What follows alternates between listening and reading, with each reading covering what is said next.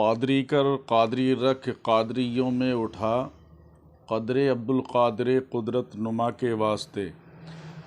پیران پیر روشن ضمیر قطب عالم حضور سیدنا غوث اعظم شیخ عبدالقادر جیلانی بغدادی رضی اللہ تعالی عنہ، آپ کی بارگاہ مقدس پناہ میں اگر کوئی اندھا آتا تو آپ اس کو شفا عطا فرماتے اللہ کے حکم سے، اگر کوئی اپاہج آتا تو آپ اس کو شفا عطا فرماتے اللہ کے حکم سے، کیونکہ اللہ کے مقدس مخصوص بندے۔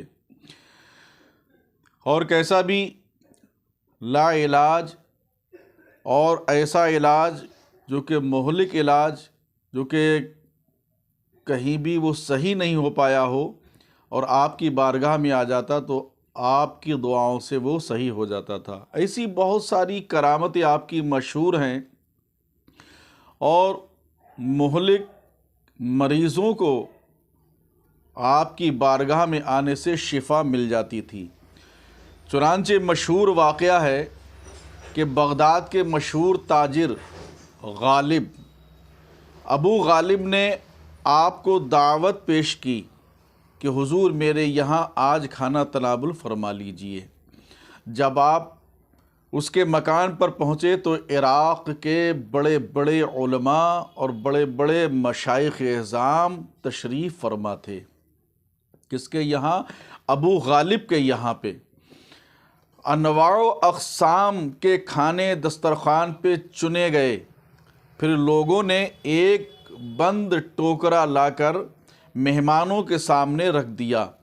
تمام علماء آپ کی ہیبت و جلالت سے خاموش بیٹھے رہے، مگر آپ نے فرمایا کہ ٹوکرا میرے سامنے لا کے رکھو۔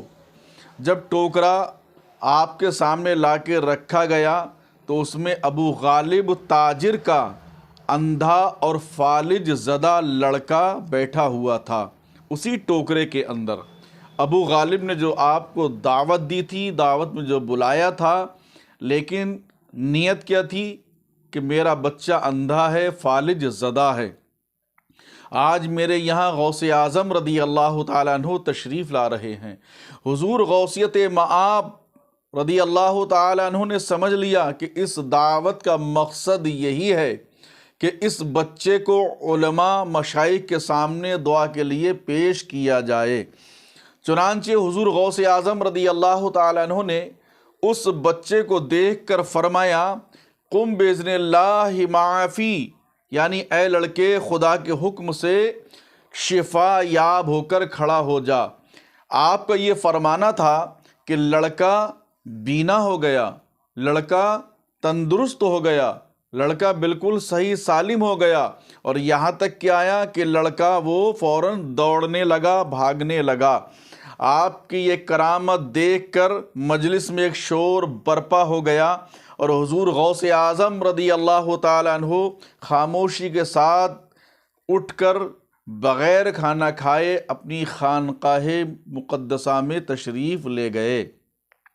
شفا پاتے ہیں صدہا جاں بلب امراض مہلک سے، شفا پاتے ہیں صدہا جاں بلب امراض مہلک سے، عجب دارالشفا ہے آستانہ غوث اعظم کا، عجب دارالشفا ہے آستانہ غوث اعظم کا۔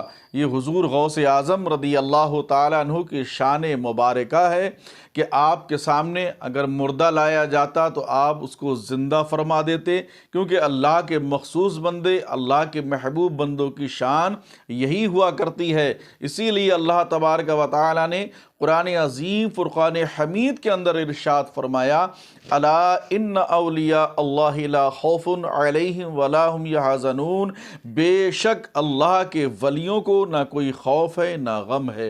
یہ اللہ کی مقدس جماعت ہے جن کی تعریفیں اللہ رب العزت نے قرآن مجید فرقان حمید کے اندر ارشاد فرمائی ہیں۔ اللہ رب العزت کی بارگاہ مقدس پناہ میں دعا ہے کہ ہمیں حضور غوث اعظم رضی اللہ تعالیٰ عنہ سے سچی پکی محبت عطا فرمائے اور ان کے نقش قدم پر چلنے کی توفیق رفیق عطا فرمائے، اور رب کائنات ہمیں ان کے اصولوں پر چلنے کی بھی توفیق رفیق عطا فرمائے۔